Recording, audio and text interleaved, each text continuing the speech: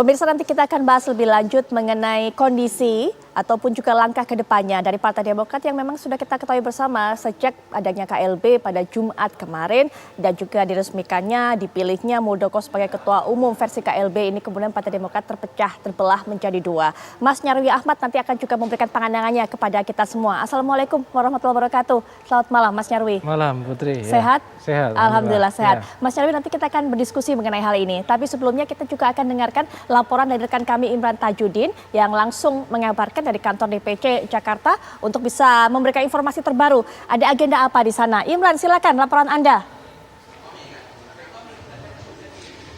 Ya, DPP Partai Demokrat ini sejak pagi tadi menggelar konsolidasi, bahkan sampai dengan malam hari ini. Saat ini masih berlangsung konsolidasi yang digelar oleh Ketua Umum Partai Demokrat Agus Harimurti Yudhoyono bersama dengan 34 perwakilan Dewan Perwakilan Daerah yang tadi hadir di kantor DPP di kawasan Tugu Proklamasi Jakarta.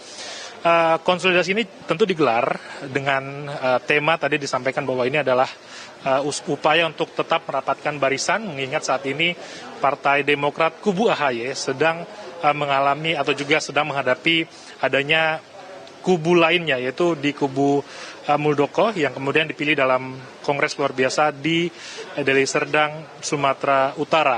Nah, tadi ketika konsolidasi digelar pada sekitar pukul 4:30, 34 perwakilan DPD ini kemudian memperlihatkan SK bahwa mereka adalah pemilik suara sah dan juga menyatakan kesetiaan mereka kepada Ketua Umum Partai Demokrat yaitu Agus Harimurti Yudhoyono dan menolak sepenuhnya Kongres luar biasa yang digelar di Deli Serdang, Sumatera Utara yang dianggap ini ilegal karena yang hadir di sana menurut mereka bukanlah pemilik suara sah dan semuanya ke-34 perwakilan DPD ini sedang berada di Jakarta di DPP Partai Demokrat di Tuprok dan juga nantinya sekitar pukul 7 atau setengah 8 malam nanti juga akan kembali digelar konsolidasi tidak hanya dengan pihak DPD saja tapi juga nanti akan sampai ke tingkat DPC untuk melakukan konsolidasi tentu untuk juga memperlihatkan atau juga menunjukkan bahwa sebenarnya pemilik suara sah yang memiliki suara untuk menentukan siapa kemudian ketua umum adalah yang berada di kantor DPP Partai Demokrat saat ini. Ada beberapa hal kemudian yang tadi juga disampaikan dalam pidato AHY di depan para ketua DPD bahwa dirinya mengapresiasi para ketua DPD yang tidak tergiur dan juga tidak ikut dalam kongres luar biasa yang digelar beberapa hari lalu di Deli Serdang, Sumatera Utara, dan konsolidasi ini juga tentu menunjukkan bahwa akan adanya perlawanan dari kubu AHY melihat adanya kongres luar biasa yang dinilai ilegal begitu karena tidak sesuai dengan ADART Partai Demokrat. Nah, nanti kita akan tunggu nanti seperti apa hasil utamanya karena masih akan ada beberapa agenda selain bersama dengan perwakilan 34 DPD yang digelar sekitar pukul 5, nanti sekitar setengah 8 juga akan ada konsolidasi lebih jauh dengan pihak dari perwakilan di DPC.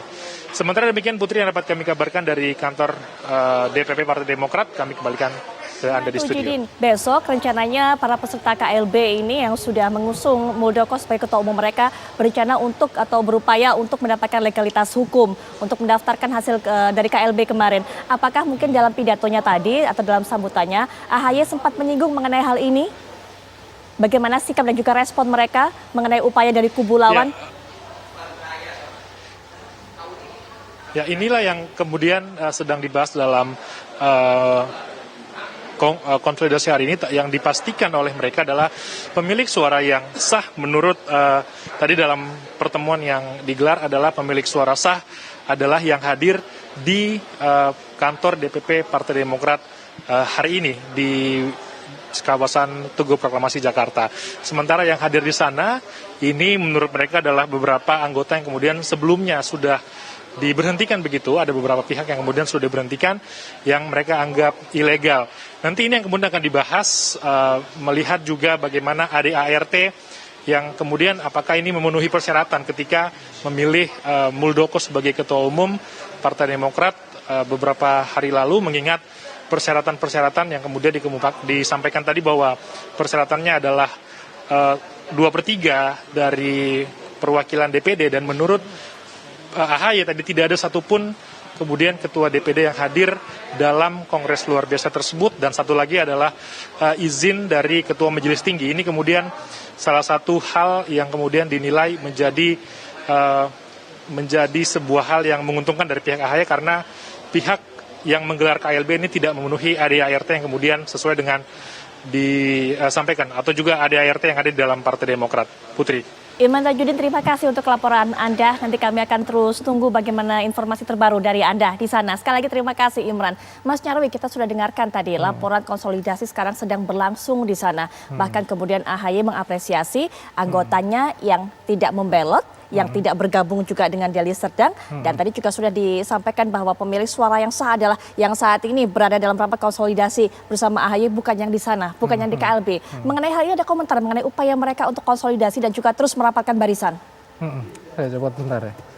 Saya kira gini, ini kan momentum di mana masing-masing kubu, saya melihatnya secara netral ya, baik kubu Pak AHY yang merasa kepemimpinan Partai Demokrat itu ada yang mengatakan, Pak Andi mengatakan dibegal gitu, baik yang menyelenggarakan KLB yang itu dianggap sebagai forum juga yang sah untuk memimpin, itu kan berebut legitimasi. Ya. Nah, ketika berebut legitimasi itu kan kemudian di sana ada dua hal. Satu, legitimasi yang basisnya legal, yang sifatnya itu tentu status legalitas partai ya, atau momen misalnya kayak KLB itu sebagai forum tertinggi ya di sana, itu menjadi dasar eksistensi partai itu. Yang itu satu, legitimasi legal. Yang kedua adalah legitimasi politik sebenarnya. Politik di situ kan tentu ada struktur kepengurusan misalnya dari masing-masing yang dianggap sah mewakili. Yang ini sebenarnya juga terkait dengan sah tidaknya KLB menurut versi masing-masing kan gitu. Nah, menurut saya kira AHY melakukan langkah yang tepat, yang strategis juga.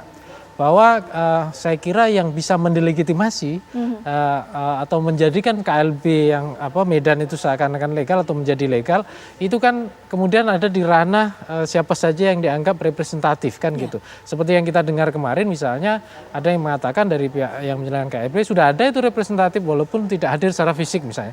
Nah, pertanyaannya apakah itu sudah memenuhi syarat atau tidak? Itu baru pertanyaan soal hal penyelenggaraan KLB. Belum lagi misalnya soal tadi dasar ADART yang mana yang dipakai ya. Kalau kita simak kan ada yang 2005 gitu yang dipakai di Medan dan kalau nggak salah ya, kemudian ada juga perubahan di sana. Nah, yang kemudian kalau yang dipakai yang menjadi dasar kepemimpinan Pak AHY ini kan yang sudah disahkan Kumham itu, ADART yang dilaporkan itu. Nah, tentu di sini kontroversi tidak hanya terkait dengan tafsir legalitas hukum, tetapi sebenarnya yang terpenting adalah legitimasi politik. Nah, terkait dengan ini ya Putri ya, sebenarnya kalau kita lihat ya, eksistensi partai politik kan nggak hanya legal di atas kertas sebenarnya. Yang penting itu dia eksis nggak di tengah masyarakat. Yang penting dia mengakar nggak. Tidak hanya pengurusnya siapa, tidak hanya katakanlah di struktur DPW atau DPD kalau Demokrat ya, DPC-nya siapa.